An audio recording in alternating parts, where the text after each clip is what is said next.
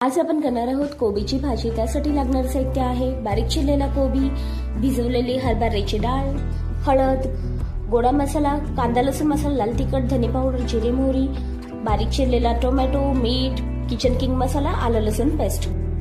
कढईत तेल टाकून घेतल्यानंतर जिरे मोहरी टाकायची।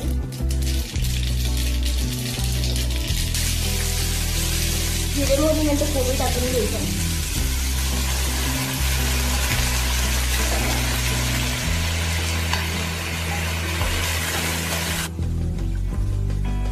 लसूणची पेस्ट टाकून घेतली।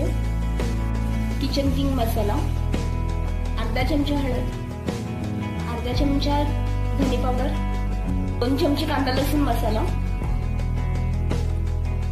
गोडा मसाला टाकायचा थोडा आणि अर्धा चमचा लाल तिखट। भिजवलेली डाळ आपण टाकून घेतली कोबीमध्ये। 1 चमचा मीठ टाकून घेतलं। टोमॅटो ऍड करायचं। कढईवर झाकण ठेवून 5-10 मिनिटं कोबी शिजवून घ्यायचं। कोबीची भाजी आपली तयार आहे।